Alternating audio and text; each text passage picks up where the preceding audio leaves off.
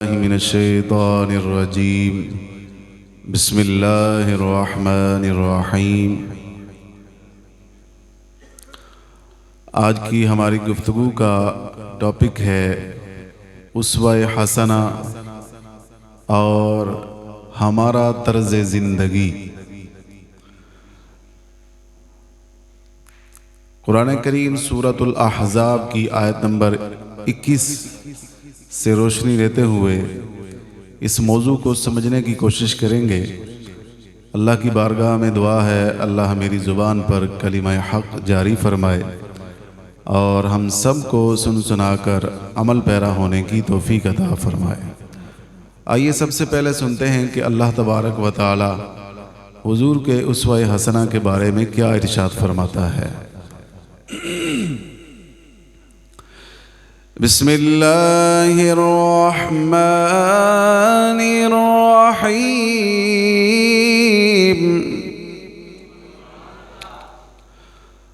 لقد كان لكم في رسول الله أسوة حسنة لمن كان يرجو الله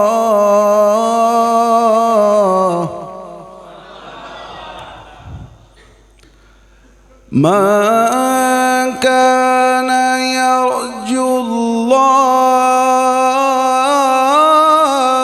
واليوم الآخر وذكر الله كثيرا۔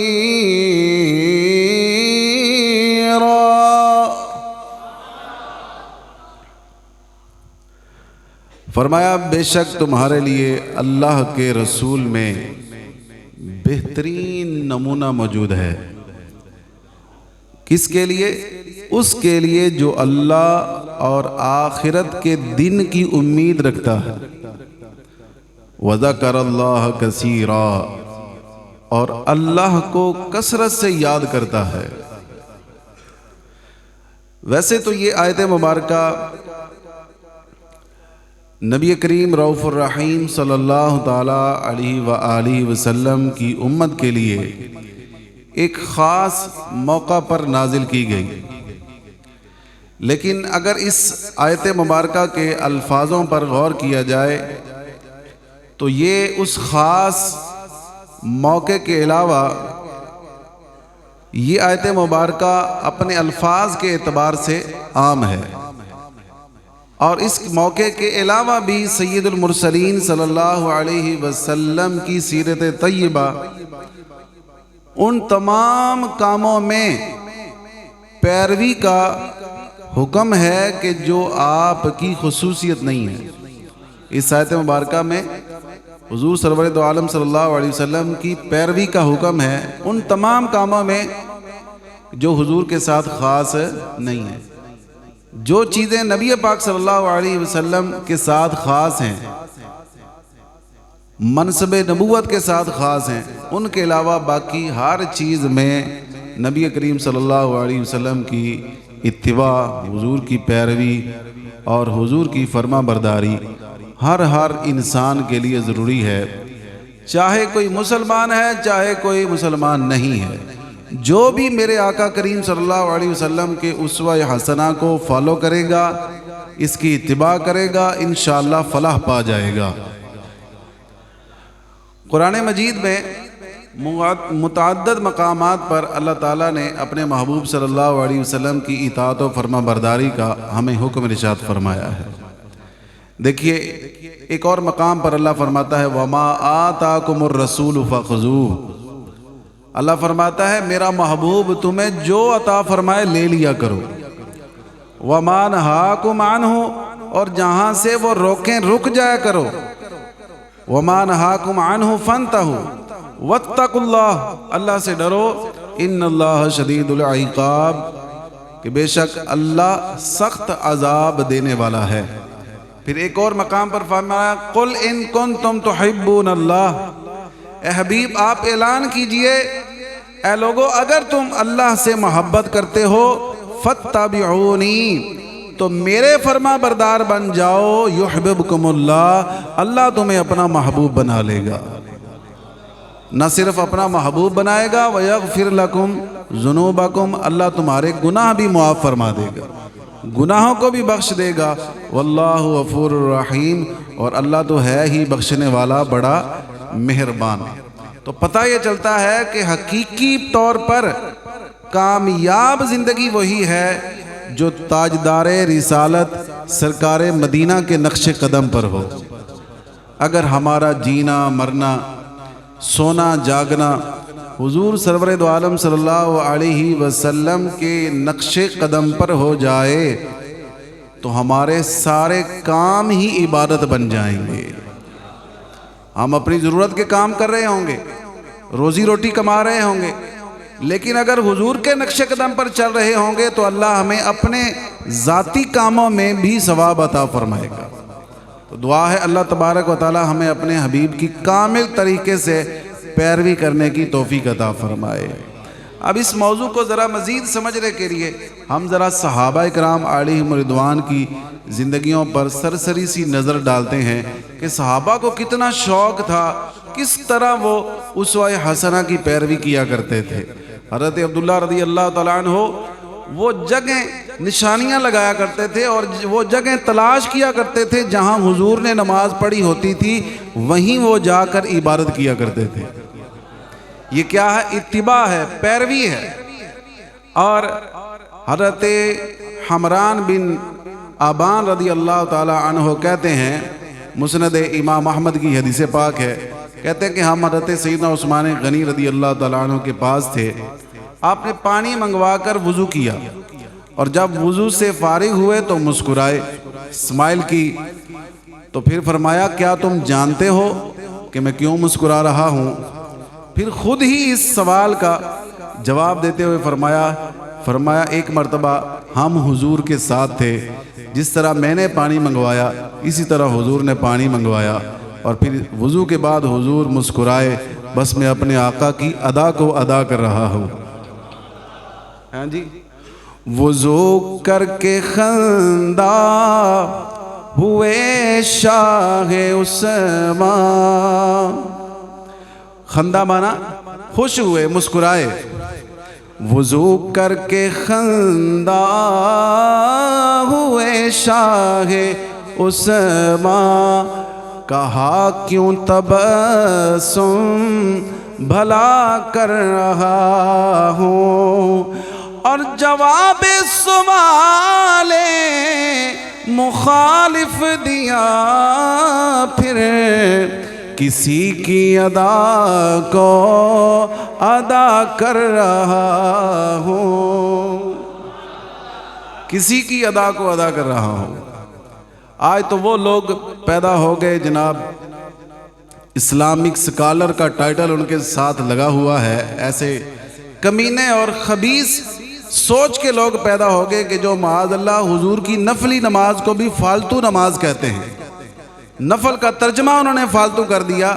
جب ایسے لوگ دین کی ترجمانی کریں گے اور لوگ ایسوں سے دین سیکھیں گے تو وہ کیا اسوہ حسنہ پر عمل کریں گے یا اسوہ حسنہ سے دور جائیں گے؟ یقیناً دور جائیں گے کہ جس بے وقوف نے نفل کا ترجمہ ہی فالتو کر دیا۔ اب ظاہر ہے کس فالتو کام کرنے کا کس کو دل کرے گا؟ کرے گا کسی کا دل؟ نہیں، حضور کے نفل فالتو نہیں ہیں، فالتو وہ لوگ ہیں جو اس طرح کی باتیں کرتے ہیں۔ میرے محبوب کی تو ایک ایک ادا اللہ کو بڑی پیاری ہے،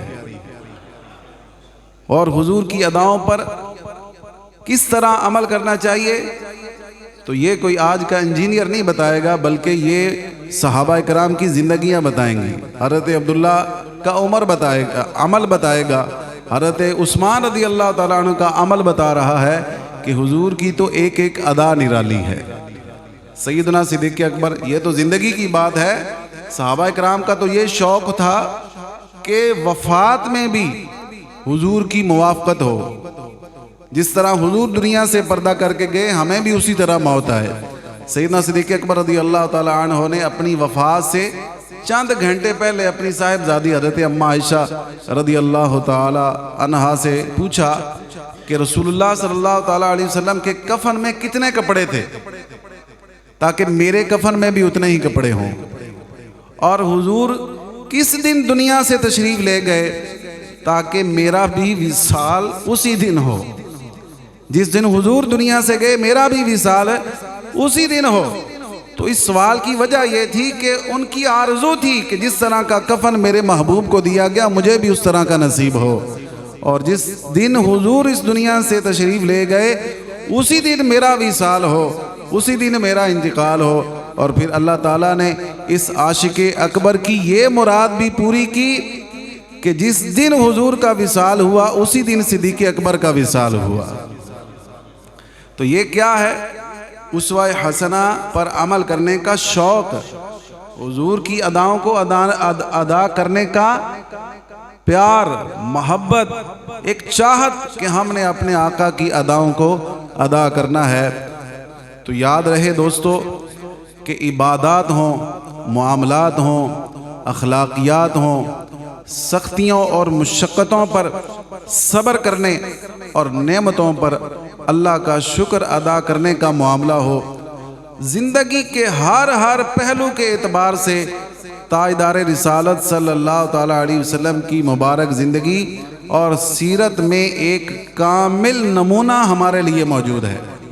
لہذا ہر ایک کو اور بطور خاص مسلمان کو چاہیے کہ وہ اقوال و افعال میں، اخلاق میں، کردار میں، اپنے احوال میں سید المرسلین صلی اللہ علیہ وسلم کی مبارک سیرت پر عمل پیرا ہو، اور اپنی زندگی کے تمام معمولات میں اپنے آقا کی پیروی کرتا جائے۔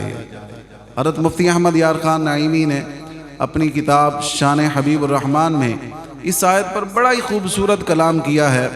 میں اس کا خلاصہ چند سطروں میں آپ کے سامنے رکھتا ہوں کہ اس کا خلاصہ یہ ہے کہ سرکار دو عالم صلی اللہ تعالیٰ علیہ وسلم کی مبارک ذات ہر درجے اور ہر مرتبے کے انسان کے لیے نمونہ ہے۔ جیسے آپ صلی اللہ تعالیٰ علیہ وسلم کا توکل، اللہ پر بھروسہ کیسا تھا اور ہمیں کیسا کرنا چاہیے، حضور کا توکل کیسا تھا؟ حضور کے توکل کا حال یہ تھا کہ 2 مہینے تک گھر میں آگ نہیں جلتی تھی، صرف کھجوروں اور پانی پر گزارا کیا جاتا تھا۔ تو امت کے مساکین، امت میں جو لوگ غریب ہیں، فقراء ہیں اور قسم پرسی کی زندگی گزار رہے ہیں، وہ حضور کے اس انداز کو دیکھیں اور حضور کے توکل سے سبق حاصل کرتے ہوئے اللہ کی ذات پر کامل بھروسہ کریں اور ہر حال میں اللہ کا شکر ادا کریں کہ ہمارا گھر تو ایسا نہیں ہے کہ جس میں 2 مہینے آگ نہیں جلتی۔ یہ حضور کا یہ انداز ہے، حضور کا یہ توکل ہے کہ حضور کے گھر میں 2 مہینے آگ نہیں جل رہی۔ اگر کوئی بادشاہ ہے، یہ تو فقیری کی بات ہوئی نا، اگر کوئی بادشاہ ہے اور بادشاہت کی زندگی گزار رہا ہے تو وہ ان حالات کو ملاحظہ کرے کہ جب مکہ فتح ہو گیا، تمام وہ کفار سامنے ہیں جنہوں نے بے انتہا تکلیفیں پہنچائی ہیں۔ 13 سال حضور نے ان کی تکلیفیں برداشت کی، صحابہ اکرام نے ان کی تکلیفیں برداشت کی، لیکن جب مکہ فتح ہو گیا اللہ نے قوت عطا فرمائی، طاقت عطا فرمائی، آج بدلہ لے سکتے ہیں، لیکن حضور نے سب کو معاف فرما دیا۔ تو جو بادشاہت کی زندگی گزارے ہیں حضور کے اس عمل میں ان کے لیے نمونہ موجود ہے۔ اگر کوئی مالدار ہے، خوشحالی کی زندگی گزار رہا ہے، تو ان حالات کو ملاحظہ کرے۔ نبی پاک صلی اللہ تعالیٰ علیہ وسلم کی یہ ادا دیکھیے کیسی پیاری ہے کہ ایک شخص کے کھیت میں ایک لمبی ککڑی پیدا ہوئی، تو وہ تحفے کے طور پر سرکار دو عالم صلی اللہ علیہ وسلم کی بارگاہ میں وہ لے کے آیا۔ اس نے تحفہ حضور کی بارگاہ میں پیش کیا۔ اس نے تو ایک سبزی حضور کی بارگاہ میں پیش کی، اور حضور نے اسے کیا دیا؟ حضور نے اسے لپ بھر کے ایک لپ پورا سونا عطا فرما دیا ہے جی، اس کے عوض سونا عطا فرمایا۔ ایک بار ایسا ہوا کہ بکریوں سے بھرا ہوا جنگل حضور کو کسی نے تحفے میں دیا، حضور کی ملکیت میں آ گیا۔ کسی نے عرض کی، اب سنیے یہ کیسی پیاری ادا ہے، یا حبیب اللہ، اب اللہ تعالیٰ نے حضور کو مالدار بنا دیا ہے۔ یا رسول اللہ، اب اللہ تعالیٰ نے حضور کو مالدار بنا دیا ہے۔ ارشاد فرمایا، تو نے میری مالداری کیا دیکھی؟ عرض کی، حضور اس قدر بکریاں ہیں۔ ارشاد فرمایا، یہ کیا مالداری ہے، جا میں نے ساری تجھے تحفے میں عطا کر دی۔ اللہ اکبر۔ وہ یہ ساری بکریاں اپنی قوم میں لے کر پہنچا اور اپنی قوم میں پہنچ کر لوگوں سے کہا، اے لوگو ایمان لے آؤ، محمد رسول اللہ صلی اللہ تعالی علیہ وسلم اللہ کے سچے نبی ہیں، رب کی قسم وہ جس کو دیتے ہیں اتنا عطا کرتے ہیں، کبھی اسے مانگنے کی ضرورت ہی نہیں رہتی۔ اور حضرت عباس رضی اللہ تعالی عنہ، ان کو حضور نے ایک بار اتنا دیا کہ اٹھا نہ سکے، حضور نے اتنی عنایت فرمائی۔ لہٰذا جو لوگ مالدار ہیں ان کو حضور کی اس زندگی کے اس پہلو سے روشنی حاصل کرنی چاہیے کہ اللہ مال دے تو اسے دبا کے چھپا کے نہیں رکھنا چاہیے، بلکہ فقراء اور ضرورت مندوں میں تقسیم کرنا چاہیے۔ آپ جتنا تقسیم کریں گے، جتنا اللہ کی راہ میں بانٹیں گے، اللہ آپ کو اس قدر اور زیادہ عطا فرمائے گا۔ جی تو بلکہ صحابی نے اپنی قوم میں جا کر لوگوں کو یہ بتایا، یہ اعلان کر دیا، جس طرح ایک شاعر نے کہا کہ یہ دربار رسالت ہے یہاں، اپنوں کا کیا کہنا، یہاں سے ہاتھ خالی غیر بھی جایا نہیں کرتے۔ جی اور اگر کسی نے اپنے اہل و عیال کی خدمت کرنی ہے، بال بچے پالنے ہیں، شادیاں کرنی ہیں، تو وہ دیکھے کہ حضور نے شادیاں بھی کی۔ ہم تو ایک کرتے ہیں، حضور نے 9 شادیاں کی، حضور کی 9 بیویاں تھیں، پھر اولاد بھی ہوئی، اولاد بھی ہوئی، پھر اتنے سارے لوگوں کا ملنے کے لیے آنا، ملاقات کے لیے جمع ہونا، تو حضور کی زندگی کے اس پہلو میں بھی ہمارے لیے بہترین نمونہ موجود ہے۔ اگر کوئی عبادت اور ریاضت میں زندگی گزارنا چاہتا ہے تو وہ دیکھے کہ حضور نے غار ہیرا میں کس طرح اللہ کی عبادت کی ہے۔ جی حضور صلی اللہ تعالیٰ علیہ وسلم نے کس طرح ساری رات کھڑے ہو کر اللہ تعالیٰ کی اطاعت عبادت میں وقت گزارا ہے۔ اگر کوئی حضور کی قوت دیکھنا چاہتا ہے تو حضور کی وہ جنگوں کی زندگی کو دیکھے کہ نبی پاک صلی اللہ تعالیٰ علیہ وآلہ وسلم کو اللہ تعالیٰ نے کس قدر طاقت اور قوت عطا فرمائی۔ اور حضور کے رحم و کرم کو دیکھنا چاہتا ہے تو وہ دیکھے کہ حضور نے اپنی جانی دشمن کے ساتھ کس طرح رحم اور کرم کا معاملہ فرمایا، عفو درگزر کا معاملہ فرمایا۔ البتہ حضور کی ہر ادا میں ہمارے لیے ایک بہترین نمونہ اور ایک بہترین اسوہ حسنہ موجود ہے، لیکن کمی ہماری طرف ہے کہ ہمارا ہر عمل حضور کی اسوہ حسنہ کے خلاف ہے۔ حضور نے تو ہمیں بتا دیا فلاں کام کیسے کرنا ہے، تجارت کیسے کرنی ہے، بچے کیسے پالنے ہیں، خوشی غمی میں کس طرح جو ہے اللہ کا شکر ادا کرنا ہے، غمی میں صبر کیسے کرنا ہے، خوشیوں میں اللہ کا شکر کیسے کرنا ہے، اگر اللہ نے مال دیا ہے تو کیا کرنا ہے، اگر غربت آ گئی ہے تو کیا کرنا ہے، اگر بادشاہت دی ہے اللہ نے تو کیا کرنا ہے، اگر اللہ نے بچے دیے ہیں تربیت کیسے کرنی ہے۔ سرکار دو عالم صلی اللہ تعالیٰ علیہ وسلم نے حسن و حسین کی کس قدر عالی شان تربیت فرمائی ہے، لیکن ہمارے اندر کمی ہے کہ ہم ان چیزوں کو پڑھیں، سیکھیں، ان پر عمل کریں۔ اگر کریں گے تو انشاءاللہ دونوں جہاں میں فلاح پا جائیں گے، اور اگر نہیں کریں گے تو پھر اس کا نقصان تو ہم بھگت ہی رہے ہیں۔ اللہ رب العزت ہمیں عمل کی توفیق عطا فرمائے۔ وآخر دعوایا ان الحمد للہ رب العالمین۔ الصلاۃ والسلام علیک یا رسول